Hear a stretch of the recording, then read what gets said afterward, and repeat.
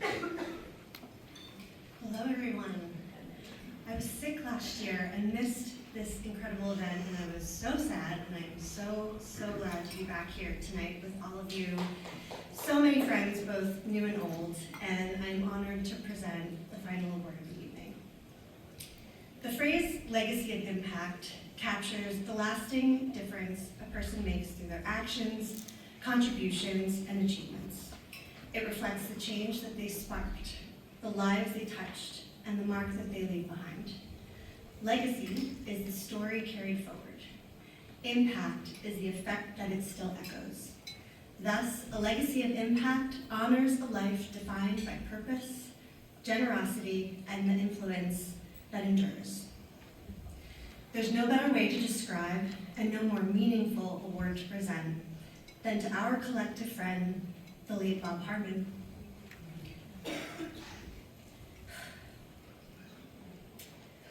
I don't remember my very first interaction with Bob nearly 15 years ago, but I do remember how he always made me feel.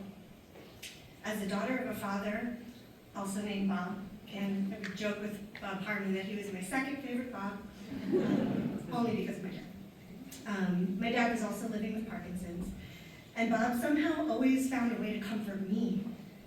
He made bad dad jokes. He constantly had me smiling and laughing. Even now, he does it.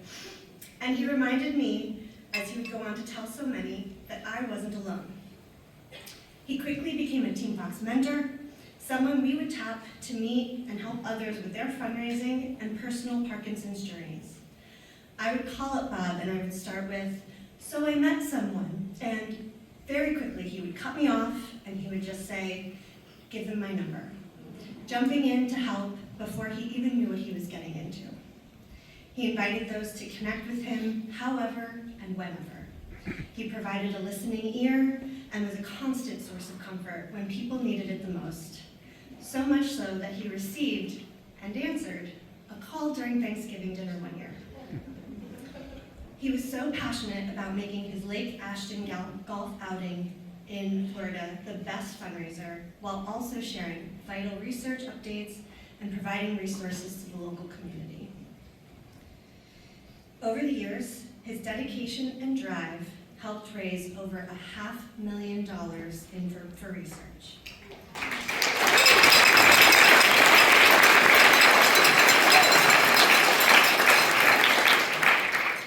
I was honored to be at the event in 2013 and see Bob's magic in action.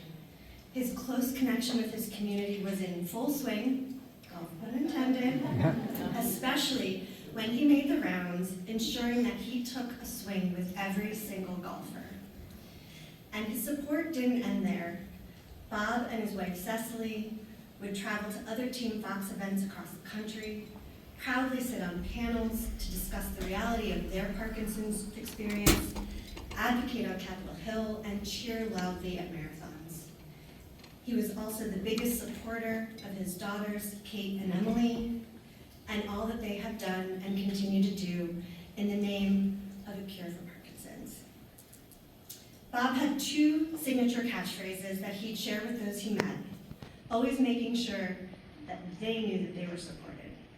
I share them here with you today in hope that they offer comfort and guidance as you navigate your own Parkinson's journey, however that may look.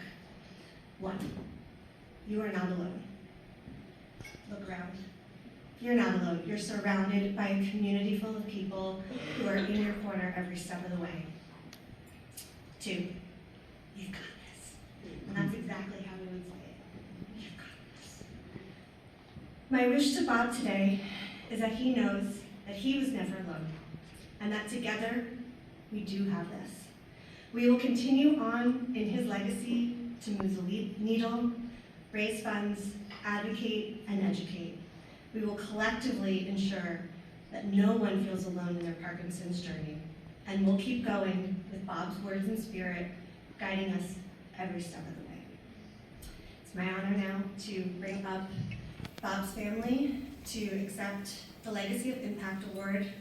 Please welcome wife Cecily, daughters Emily and Kate, and son-in-law Matthew.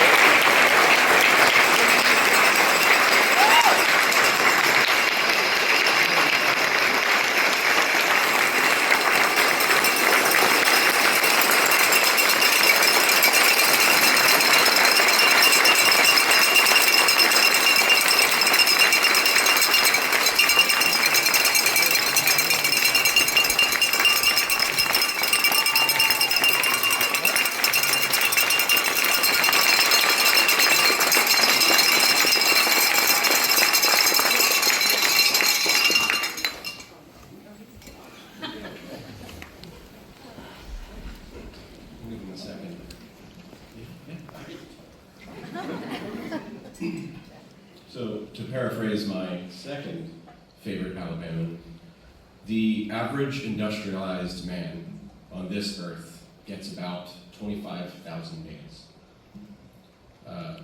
He may easily secure only about 4,500 working hour days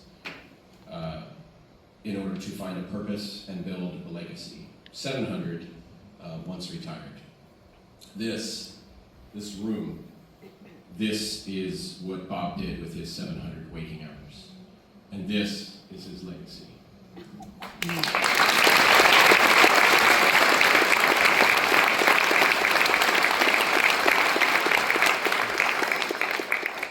And that is why, after we got the call last October, booked our flights, sat down for very tall glasses of red wine, and Kate said, if this happens, I am not sure I can do this so soon after. I'm not sure I can do Shaken and the Forum.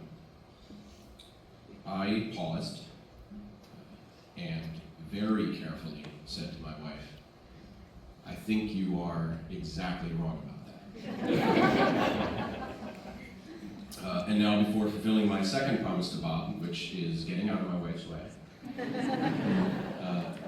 I would ask anyone in this audience whose life has been impacted by Bob, or Cecily, or Kate, or Emily, to please stand up.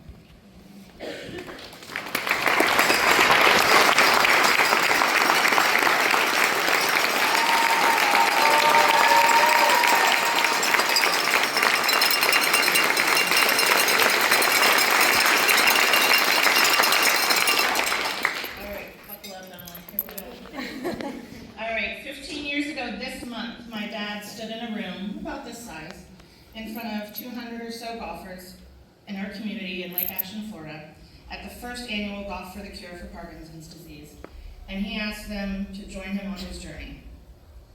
He asked them to swing their clubs, bring their dollars, hear his often long-winded updates on research, and over time, watch him lose the battle to this disease.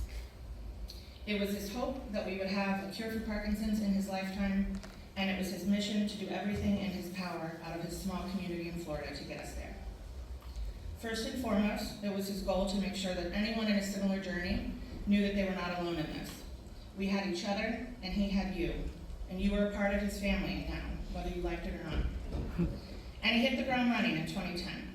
He and my mother ran a support group. We all participated in clinical trials. Mom even did the in-person PPMI, the foundation study that's changing everything, if you didn't already know. We advocated on Capitol Hill. We've joined the original Partners in Parkinson's events before now the PDIQ, before it became a thing.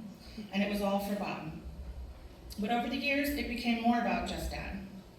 In attending events and coming to MVP every year, it was about this family.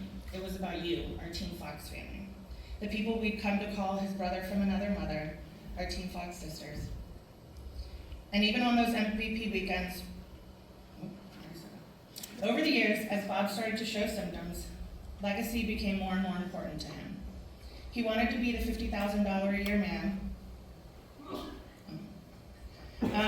He wanted a seat at the MVP table every April to see his friends. But I'll tell you, if MVP was the first weekend of the month, which was also our tournament, he wouldn't be here and he wouldn't care, because raising money in Lake Ashton was what it was really about. 10 years in, we thought we could just end quietly during COVID, actually having raised more that year without a golf club swung. But Bob had other plans. He wanted to hit $500,000 before he hung his hat, one of his many Team Fox hats, too many to count. And is the one thing that would never let go. It was you, our Team Fox family, who first noticed seeing him less in your comments on Facebook. It was you who checked in with me or Emily before reaching out to Cecily. And when we moved to hospice, we were on the phone with one of our Team Fox sisters, Gwen, and I asked her if she wanted to talk to him. So while we were on the video, I placed the phone on his chest. He was not responding at the time. And she just sobbed and thanked him for all the lessons he taught her, mostly for being her second dad when she needed him. And that's when I realized this loss was bigger than us, because that's what legacy does. It's bigger than one man, one wife, 2 daughters, and sometimes a son-in-law. anyone who wanted to call, email, or leave voicemails, and I said I would be a witness to those moments, those see you laters, those thank yous, and those goodbyes. And it should be no surprise that most of those came from you. I have spent a lot of time in the past year, especially the last 5 months, thinking and talking about legacy. How do you tell the story of the man who gave you the color of your eyes? I'd say the man who gave you your name, but if he had his way, my name would be Twina. And that was before he realized it was Twin A and Twin B. And really dodged a bullet there. I, however, could have been a country music star. And when it comes down to it, we were all so lucky to have been loved by him. We were all so blessed to have been given his advice, even when we didn't want it, to have shared his laughs, to give and get his hugs. Dad had many careers in his life, and there's not enough time for me up here to tell all those stories. But it was in his retirement that he found Team Fox, and he found all of you. And that's what made him the most proud. Even when he didn't remember much, even me sometimes, he remembered you. His face would light up when I mentioned Team Fox members and stories and events. You made him so proud. And it's in you he knew we found a cure. Bob was always worried about legacy and what would happen if he would be forgotten when he was no longer the $50,000 a year man. I'd be remiss if I didn't take a minute to look around this room and just say, told you so.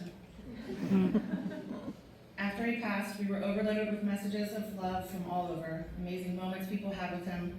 The one that gets me every time was, it's the hardest thing to lose your hero. Gets me every time. Not just ours, but many of yours too. In the nearly 6 months since he's been gone, I've had so many moments where I know he's here. Moments where I hear something coming out of my mouth when I'm at PDIQ or I'm at one of your events and I literally hear his voice. In our final hours together, when it was just me and him, I talked to him about legacy. He didn't talk back, but I was going to keep talking, and I believe he heard me even though he might not have wanted to. And I promised I would continue to fight through my work here with all of you. I promised him I would watch after Mom and Emily. Seeing his name up on the screen, I'd like to say it was a surprise, but if any of you met my father, you knew one day it would be his. We just wish he was standing up here with us. That said, the speech would be a lot longer. And he is here because all of you are here. So if you will indulge me, I'm almost done with a routine, a thing I do at the end of every event that I come to, all of your events, so some of you kind of will have. We'll do a toast.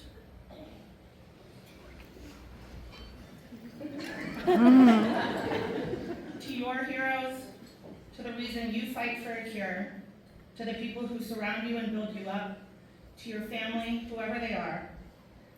You're part of our story now, so you can be part of our family. To those with Parkinson's, to those still hiding it, to all of you who love them. To our hero, Bob. We've got this, you are not alone, and we love you.